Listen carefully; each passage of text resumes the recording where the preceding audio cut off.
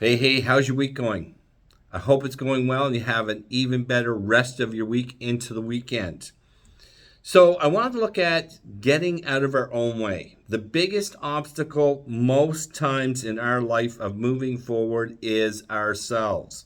Clifton Quayle, eXp Realty. I've been opening the door to future since 2007. Hit the like button and subscribe and join me for these important conversations that we will be having over different times. So, how do you get out of your own way? I'm going to share 5 criteria that you need to make sure that you're following in the sense of not doing it. So, if you're doing these, stop doing them. First and foremost, overthinking. Overthinking is not planning. Planning is coming up with a concise plan, concise goals, what you want to accomplish, what you want to have happen. Overthinking gets into the realm of bringing in a lot of details, a lot of things that absolutely do not matter, do not add to the plan. All they do is put stumbling blocks in your way to accomplish your plan. Now, what I mean by that is into the next step that stops us, and that's get out of what if thinking. What if this happens? What if that happens?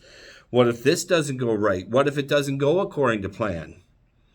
There's always the what ifs, but you know what I have found? I have found that what ifs rarely, if ever, happen.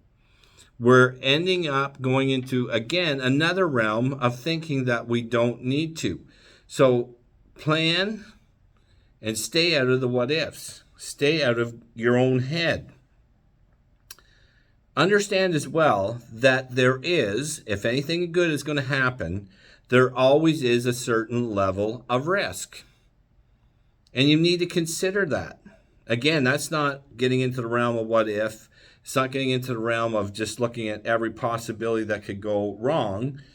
But if we're going to make some changes, then we need to understand there is a certain level of risk. Now, in my real estate business, I'm going on 20 years in the business. And I've changed companies a couple of times simply because I was invited to start up a new company. That went well. I was there. And then there was an opportunity where another business model fitted me better. There was a certain amount of risk in moving. And it was scary. But you know what? The first time I did it, it was scary. And it can be scary, but you know what? It ended up being a benefit. Yes, there was some risk involved.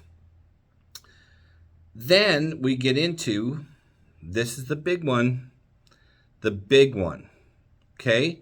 Waiting for the perfect time. When we have enough money, when we have enough time, when the kids are older, when we can do this and do this and do this. Okay? There's never going to be a perfect time to take that wonderful vacation you've been planning and dreaming of. There is never going to be time to get away the way that you want. Now, my parents, whenever we were still kids and younger, they had an opportunity to take a trip to England. And back in the 70s, that was huge. But they ended up taking advantage of that time and that opportunity to travel to England. They didn't wait till they were retired. They didn't wait till later. Because you know what? If they had waited till they were retired, my dad at 62 had a brainstem stroke. And he, thank God, recovered. It was miraculous. But he ended up that he did recover. But there's never going to be the perfect time. I know of other couples where they kept saying, oh, we'll do something whenever we retire. And their spouses passed away. It was unfortunate. They didn't have that. So the perfect time does not come. The perfect time is now. Last but not least, the biggest obstacle that gets in our way is what they call emergency brake thinking. It's where you're excited about an idea, you're moving forward with the idea, you're celebrating, and then all of a sudden you throw the emergency brake on and you talk yourself out of it. Now, don't get me wrong. It's not because you can't afford what you're planning on doing. It's not that you're not able to do what you're doing. It's all about, oh, gee, maybe I shouldn't do this. And again, it's not because you wouldn't do this for somebody else. You wouldn't buy something for somebody else or do something nice for somebody else. It's because you won't do it for yourself. You get thinking and you say, well, hey, maybe I shouldn't do that. Maybe I can't afford that. Whatever the thinking, and you pull the old emergency brake and you do a 360. Okay, you need to get out of that realm of thinking.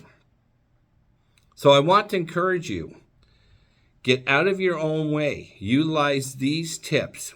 No matter what it is, your dreams, your goals, your plans in life, consider these 5 tips that I've given to you. Act now and go forward with it and live your life now and enjoy life now. Clifton Quayle, eXp Realty, I hope that you have a great week. God bless. We'll see you again soon.